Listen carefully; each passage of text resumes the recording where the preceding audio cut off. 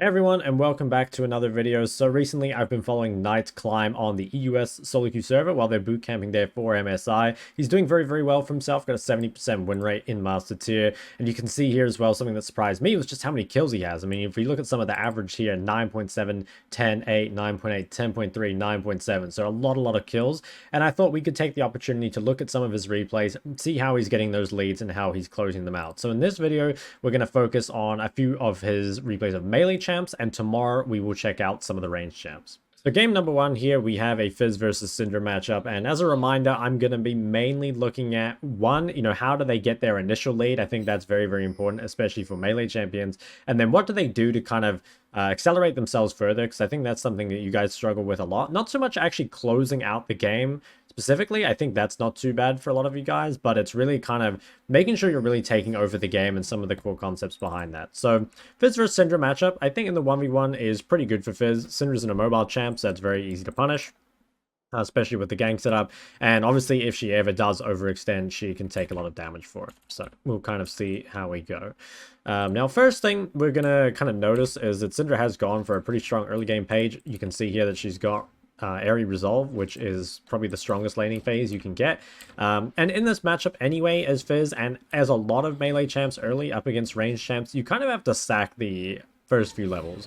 Normally, your main goal is just not to take too much damage in these first few levels. Did get the bone plating out there. Honestly, I would say overall this trade probably wasn't worth it, given how much damage you took.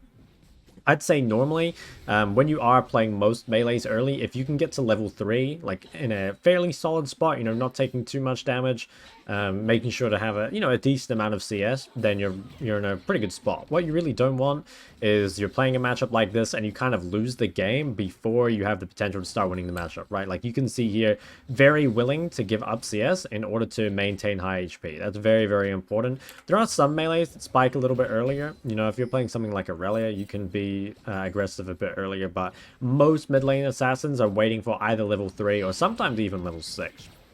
See, also is willing to use a little bit of mana to avoid some harass, right? We'll jump over the Q every now and then. That's because Syndra, isn't going to all in early, so if you waste a cooldown, it's not the worst. Obviously, it does leave you vulnerable to more harass, though. With Corrupting Pot, should actually be fine. I'll actually show Fizz's runes, just in case you guys are curious. Personally, I would have gone Resolve second as Fizz here, but this is, quite good for snowballing, so you can see why he's gone for it, I suppose. Now, has taken a lot of damage, which makes this a little bit of an awkward situation, but still has enough health that can actually play the game, has a Corrupting Pot stack. So now this is where it kind of turns, right? You've taken a lot of damage, but you've managed to keep up in CS, and this is where you can start kind of being aggressive, is on the bounce back out. Now, the thing about the bounce back out is that it's very difficult for Syndra to walk up and push this because, one, she has to walk up really far in the lane, which makes you really vulnerable, and two, you have a good chance of hitting level 4 first, and you've got all this room to chase down the lane. Something that's real important when you play melee champions is having, distance to chase your opponent down, because normally, assassins don't so much run out of damage, it's more that they run out of room to chase. Once your opponent gets under tower, there isn't much you can do.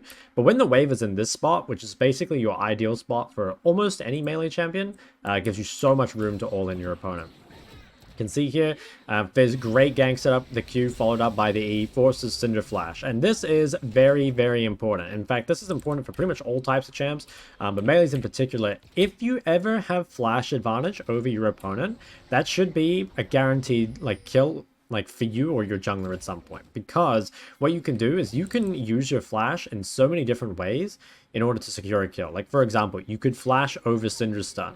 You could look for a flash ult. You can E-flash. There's so many ways you can abuse it. Or even if you're just straight up all-inning, you might, E over one Q and flash over another. Essentially, if you use your flash difference really well, it can be really hard for your opponent to actually survive.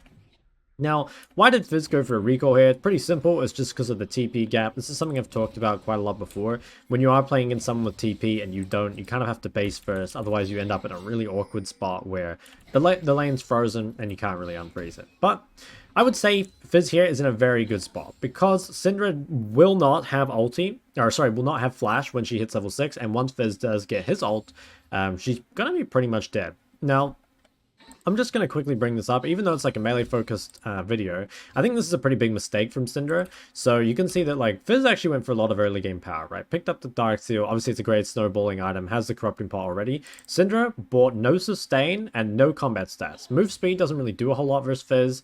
I guess for dodging the ult, maybe, but I don't really think it does a whole lot. No sustain of any kind, no tankiness of any kind, which is going to make it really hard for her to win trades. And I'd say at this point, like, Syndra's honestly kind of... She's not doomed, but she loses a lot of agency over the game.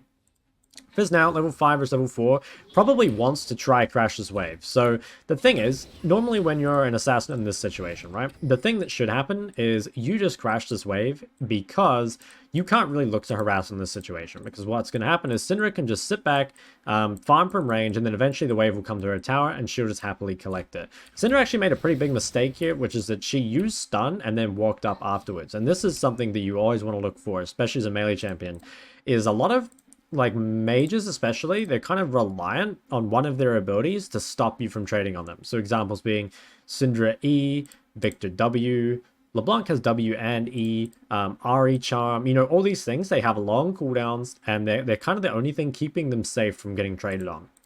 Once you force that out by moving into them or by, you know, them just wasting it, that's when you can look to punish. So Syndra here should just chill out. Just don't walk up to the wave's pushing to you, and you're completely fine.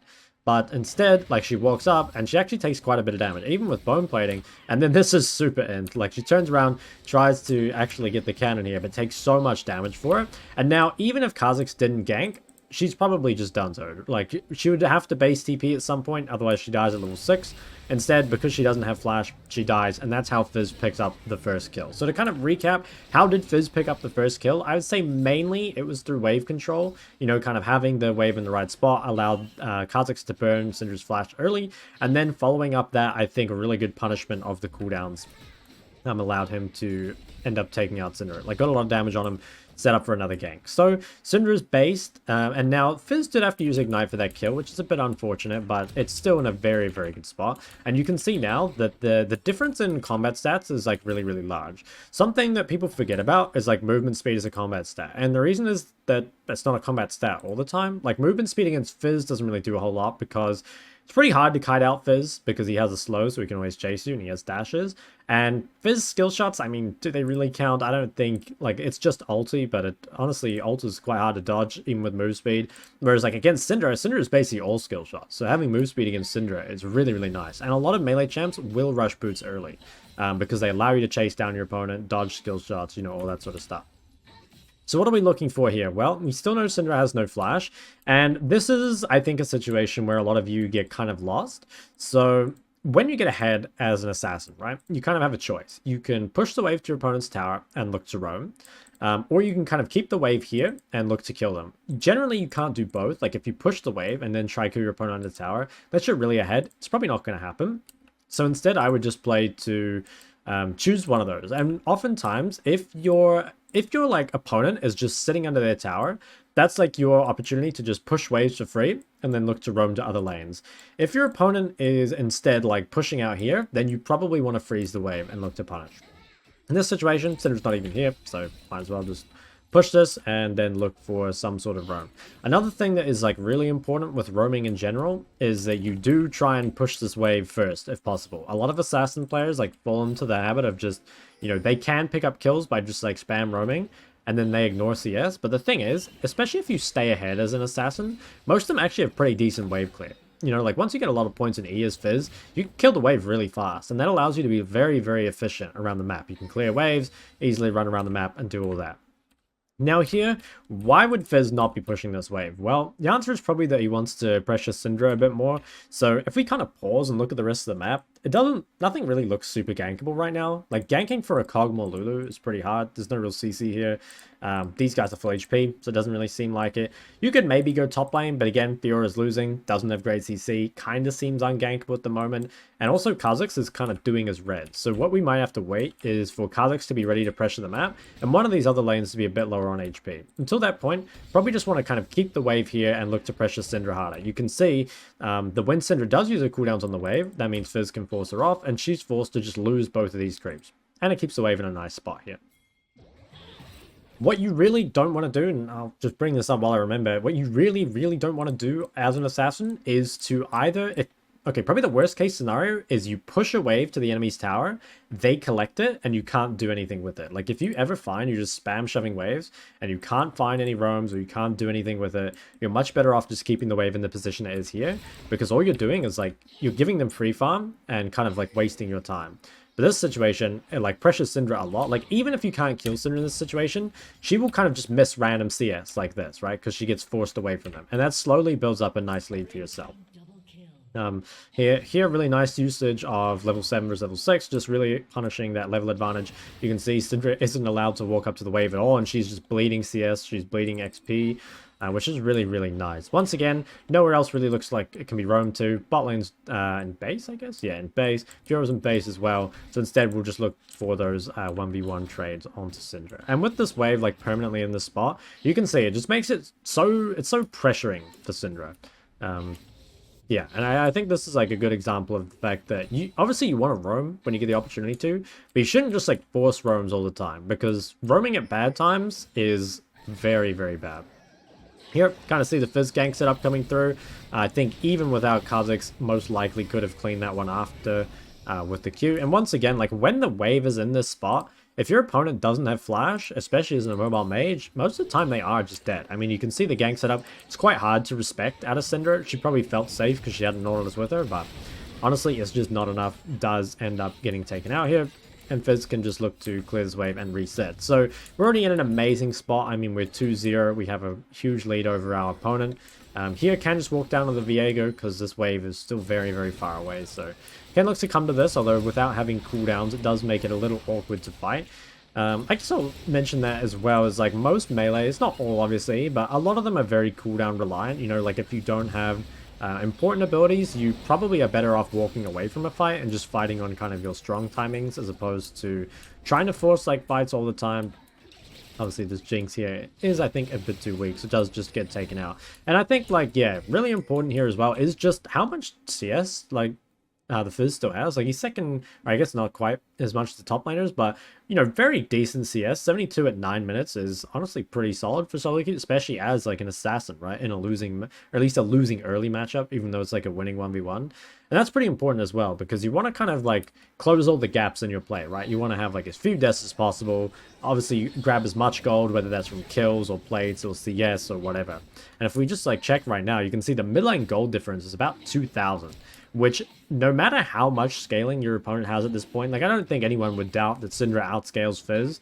It's like, this is an unrecoverable gold difference in mid lane. Like, Syndra will just always be behind Fizz unless the game goes for, like, 50 minutes or something like that. And that puts you in a really, really great spot just to snowball out this game. So to kind of recap, because I think we've kind of got through the first 10 minutes here and we'll move on to another replay. Mainly, it was just like really good wave control, knowing when to push and when not to, I think is really, really important. Punishing the cooldowns, obviously, was great as well. And just kind of knowing, I guess, at all times, like what you want to be doing. Like, not in the sense of you need to know at every instance, but just knowing in general, like, what am I trying to do? You know, am I trying to set up kills onto my opponent? Am I trying to roam around the map? Like what am I actually focused on here? I think that's very, very important. And that leads into this giant lead here. So we'll move on to another replay now. So replay number 2 here is a Renekton versus Fizz matchup, which is very, very different from the matchup we just watched. Generally, melee versus melee is really, really different. Like, in most melee versus melees, you actually want to push because creeps will be really important in the early game. Obviously, abusing level spikes is really important as well. And I would say in general, like, there is more stat checking to be done in melee versus melee matchups, which is why, like, most melees are used as a counter, just generally, as opposed to blind picking them. I guess Renekton's one of those champs that can probably be blinded, but it's not going to happen that often. Can see here, Renekton definitely beats Fizz at level 1, so you're going to be zoning him off the wave.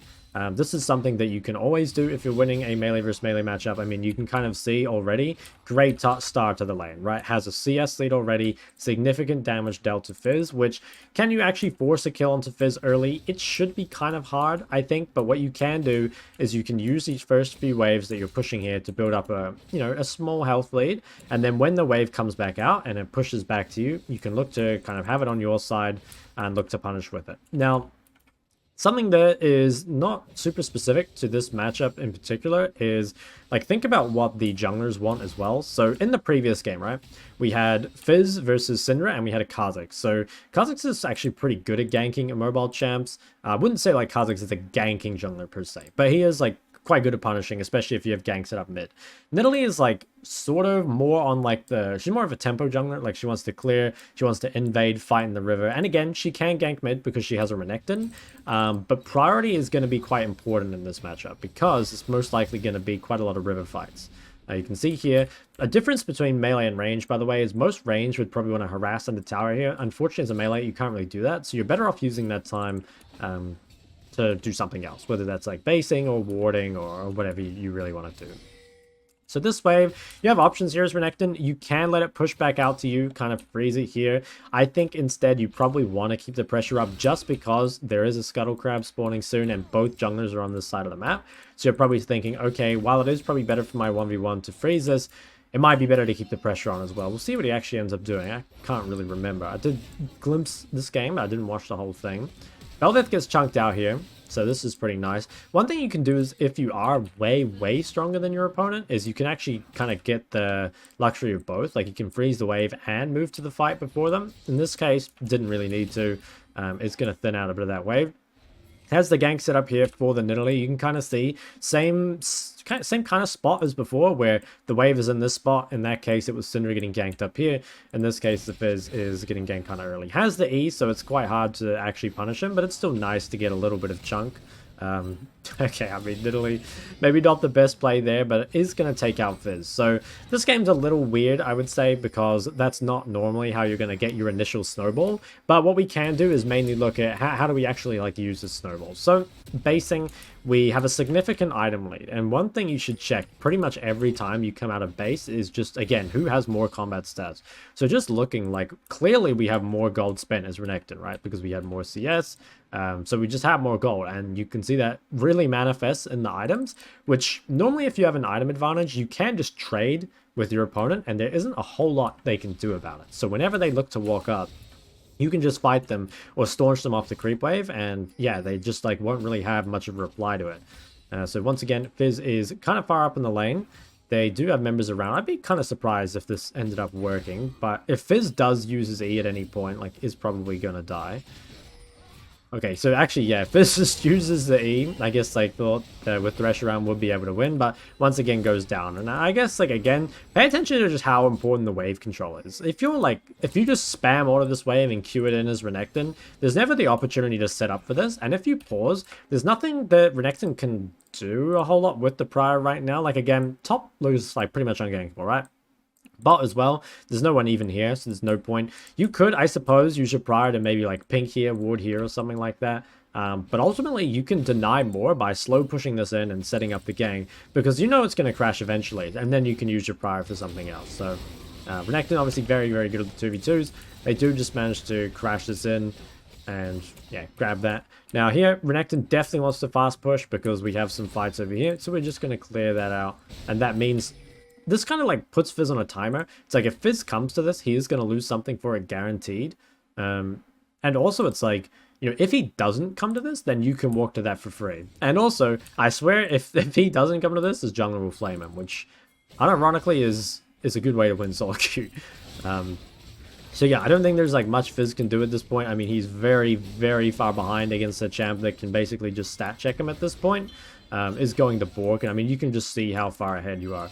Now, obviously, this game has been like a little different from some of the other ones, but one thing I want to bring up is just like a really important concept in general is like just how you spend your time in general, right? Like, you can't do everything at once. You can't like gank top and bot at the same time.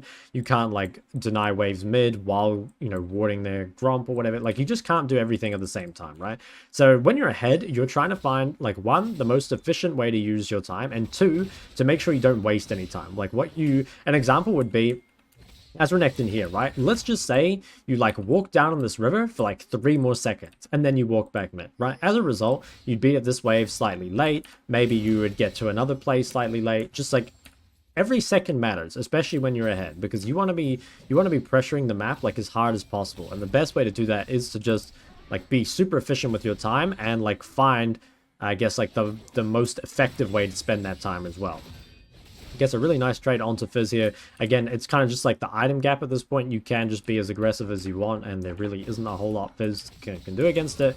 And I guess, again, like, really just, there hasn't been a whole lot of roaming. I think that's something I see a lot when I watch you guys, is like, you force roams at bad times. Like, it's really, really important, and I have a whole video on how to roam, but it's really, really important you don't roam at bad times, because it gives your opponent like a way back into the game, and it slows down your snowballing a lot. Whereas like in this case, Renekton kind of has everything he wants. He's taken plates, he's got 78 CS at 830, massive gold lead over his opponent, and he hasn't needed to roam to grab any of those. So I don't think we need anything more from this replay. We'll just go to the last one. I guess we'll look at this fight first. Oh my god, that guy just exploded. So yeah, that one was a bit different, but I think the concept of knowing what to do with your time and kind of paying attention to your teammates, like, you know, if, for example, you're Nidalee and Rakan are right here, like, setting up for a gank is much more effective. Whereas, like, if they're invading the wolves, then maybe you want to start pushing. So try and look at your teammates. Try to think about how you can use that time. Last replay we're going to take a look at for our melee champs is a Sylas versus Gangplank matchup. So this is a pretty tough matchup in my opinion. But the thing with most melee versus range matchups in general, and I count GP as a range champ just because he basically just spams Qs you, but I suppose it's a melee champ in theory, but I think he's a range champ. The way most of these matchups work is you have windows to punish your opponent. You just need to find them, basically. Like, most melees are much better at trading, actually just like fighting, but the difficult thing is getting poked down before you find the opportunity, or before you find the angle, and not really being able to get onto them. Now, this matchup here, I think Gangplank, yeah, is just like very strong in lane in general. But there's maybe a few things Sylas can do. Like, I think once you get on GP, you do actually win the trade. So here, got some nice punishes.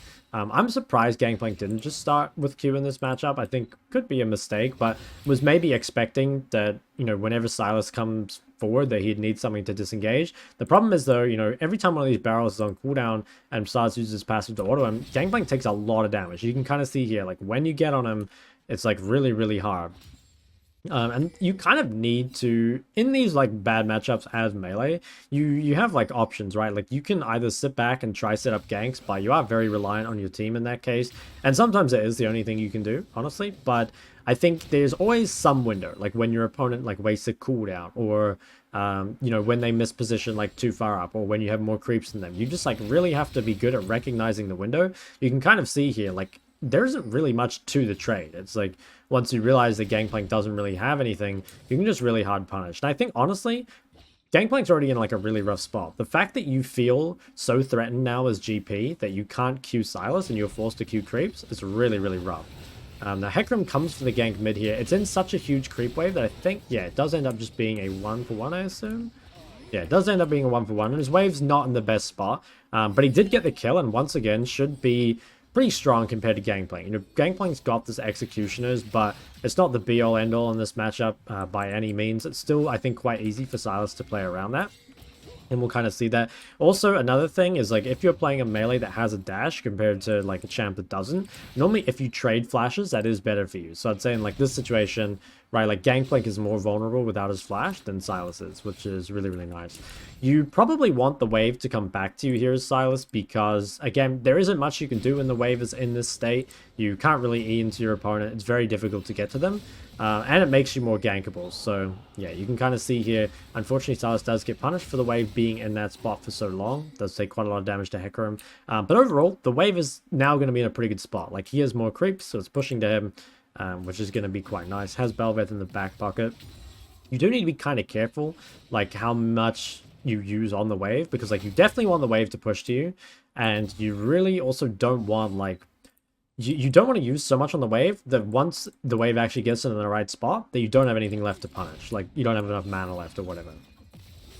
So, I'm surprised Sylas heavy trading so much here, to be honest. I think could probably play it a little bit safer, but is maybe thinking that, like, you know, can just go for even trades knowing that your jungler is closer and kind of set it up like that. It's always kind of like a tough decision to make, right? Because if I go back here, it's like, if, for example, their jungler managed to push out yours, then these trades wouldn't be good because their jungler would come mid first. But I guess he probably saw here that Bel'Veth, you know, level 4 versus level 3, double buffs versus none.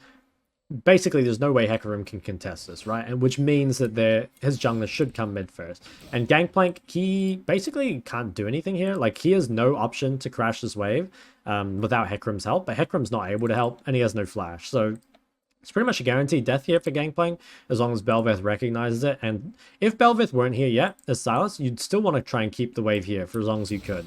And just kind of make sure you can set up onto the GP. So once that point happens, GP does go down. Sylas will go for the reset. I would quickly mention there is a couple things you could do here. So after you get this Gangplank kill, if you wanted, you could probably base here without pushing the wave, and that would deny Gangplank an extra wave here. But I think the reason Sylas pushes here is because he doesn't have like an amazing amount of gold, and you probably want to crash this wave because it's still going to deny something. And as a result, you base with an even greater gold difference. So while freezing the wave would mean a bigger gold difference on your next base and like a bigger XP difference, I think the immediate power might actually be better. Goes for 2 amp tomes. Could even buy a second pot if he needs it, depending on how much he wants to trade. Probably doesn't need it. Like, I think you need to be a little careful how many pots and pinks you buy. Like, you definitely don't want to overbuy them because they do add up. But anyway, did spend most of his gold, which is very nice. And once again, like, we're kind of getting to the point where the item difference is just too much and you just win trades, right? Like, you get to the point where all you really need to do is attack your opponent. You know, you just dive onto them and there isn't a whole lot they can do about it. Nautilus comes for a gank mid and looks like, ooh, okay, so it ends up being a 1-for-1. I would say a 1-for-1, even though it's more total gold for Gangplank, is actually not too bad though for Sylas, just because Sylas snowballs so well with gold, whereas Gangplank still kind of needs to wait for his items. Obviously, like, accelerating a Gangplank is, you don't really want to see it, right? Because he does end up very strong.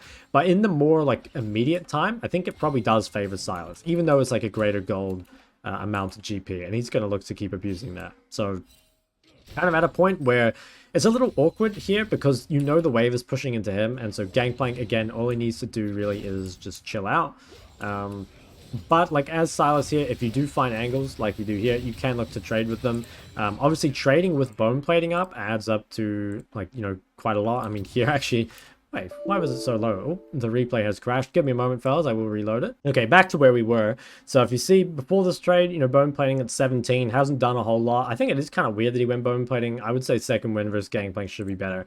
But if you do have bone plating and you do have a way to get on your opponent first, like if you can choose when the trade starts, going in like with your E like this and trading with bone plating up, it does make it quite hard for most champs to trade back against you. It does just absorb quite a lot of extra damage here. You know, wasn't amazing, but still, you know, an extra, what, like 53 damage, I think it was, off the trade it definitely adds up if you can trade with bone plating more often. So, wave goes in here, and again, you have options. Unless you can dive your opponent under tower, there's probably no point sticking around. Better off, you can go deep ward their jungle, you can look for roams on other lanes, you could base, obviously, would be another thing. Looks like he will just drop the ward. Again, is there any roam opportunities? Doesn't look like it, like no one's bot. Top definitely does not look gankable.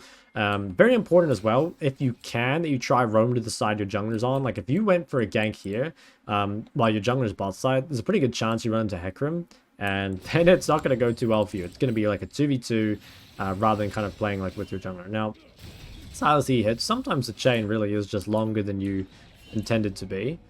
Nautilus, ooh, could be in trouble. Yeah, nice Gangplank ult. Looks like he will just go down. So I actually don't think there's going to be a whole lot left to that replay that we haven't already talked about in the previous two. The main thing from this one is, again, like really trying to find those windows to trade, right? Like, I think this matchup more than the others was like Sylas just knew at some point that he would win trades, right? Like, he would just win by eating onto your opponent. Obviously, like in a lot of matchups, it's when your opponent uses a specific cooldown. But in some matchups, you just win, you know, the trade if you get on your opponent, right? And I think Sylas knew that. So an example would be, you know, as if you're playing again like that Fizz versus Syndra matchup. If you get on Syndra, like, you probably just beat her in the trade all the time, right? But the reason you have to wait for her E is because it's quite hard to get on her without it. But it's worth thinking about, you know, if you guys just fight right now, like if you manage to get on them, who would win? Because almost always it's the melee champ, unless you're playing against a range champ with really good kind of extended DPS or another melee. So examples would be like Cassio, for example, is quite hard to just jump on because she's really good at extended trading as well. Or melees that take lethal tempo can be quite hard for Sylas to trade on, stuff like that. So I think that's going to be it for this video. Don't want to just repeat myself for another 30 minutes. So main things again for snowballing and extending that lead is melees. I'd say initially getting the lead is mainly through like wave control, cooldown punishment, kind of just, yeah, looking to kind of build a small health lead for yourself. And then it's really about punishing, you know, like if they extend too far up in the lane, they can be ganked, or if they burn flash, like that allows for a solo kill. And then later on, like once you do get that lead, it's mainly going to be about just what you do with the wave. Like, are you pushing and roaming? Are you just like keeping the wave here? Are you trying to dive them? Are we warding their jungle? Like, what are we doing with that? Now, I guess the last thing is just like really recognizing the fact that once you get a big item difference over your opponent, there isn't much they can do to trade back. So that will be it for this video. Tomorrow, we will look at a bunch of ranged champions. If you have any questions, please leave them in the comment section below. Otherwise, I'll see you guys tomorrow.